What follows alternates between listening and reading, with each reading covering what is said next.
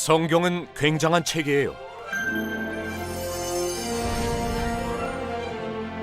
많은 이야기가 아무렇게나 모인 것 같지만 모두 한 곳을 가리키고 있어요. 바로 예수님이죠. 하나님이 선하게 세상을 창조하시고 두 사람을 만드셨어요. 성경은 이렇게 멋지게 시작해요. 그런데 아담과 하와가 하나님께 불순종해 죄와 죽음이 세상에 들어왔어요. 하나님은 큰 홍수로 세상을 심판하셨지만 방주를 만들게 해서 노아와 그의 가족과 동물을 구하셨어요. 하나님은 노아의 후손 아브라함에게 약속을 주셨어요.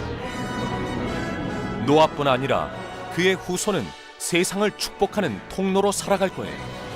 특별한 땅을 받게 되고 하늘의 별처럼 많아질 거예요.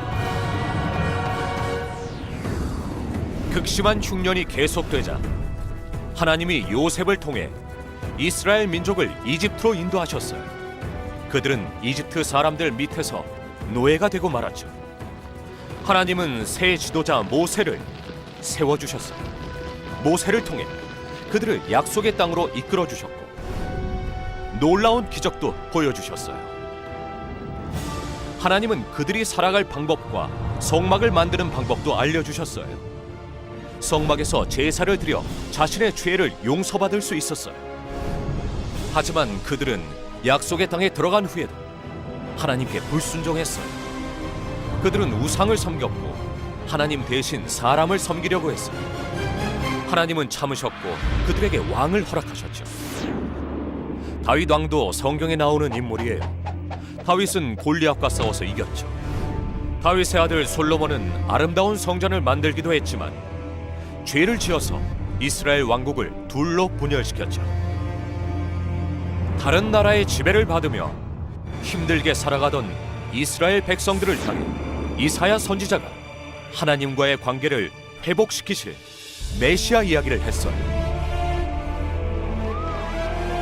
그러자 그들은 언젠가 메시아께서 오셔서 자신들을 구해주실 것이라고 믿었죠.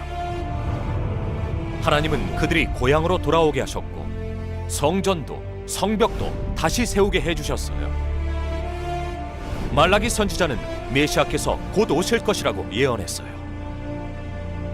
그리고 침묵하셨어요. 400년 동안이나 하나님은 침묵하셨어요. 그 침묵은 구유에 누운 아기가 울면서 깨어졌어요. 아기 이름은 예수였고 메시아였어요. 예수님은 죄 없이 사셨고 기적을 행하셨으며 어떻게 하면 하나님께 돌아올 수 있는지를 가르쳐 주셨어요. 예수님을 믿은 사람도 있었지만 믿지 않은 사람도 많았죠. 예수님이 체포되어 십자가에 달리신 후 놀라운 일이 일어났어요. 죽으셨다가 3일 만에 다시 살아나신 예수님은 죽음을 이기고 우리의 죄를 영원히 사하셨어요. 기억하나요? 성경은 예수님을 가리킨다고 했던 말.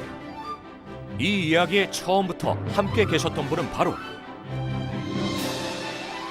예수님이죠.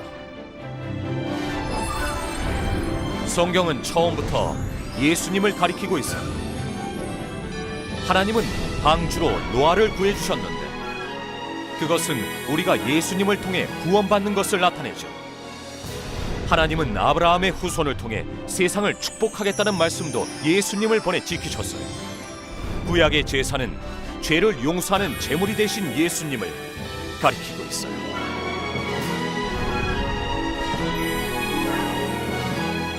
성경이 예수님을 가리키는 이야기로 가득 차 있음을 아는 것이 다일까요? 그게 끝이 아니에요. 예수님을 따르는 사람들은 신실하게 복음을 전했어요. 베드로, 바울은 가는 곳마다 복음을 전했죠. 우리도 그들과 같은 명령을 받았어요. 우리는 예수님을 전해야 해요. 언젠가 예수님이 다시 오셔서 회복해 주실 것을 알려야 해요.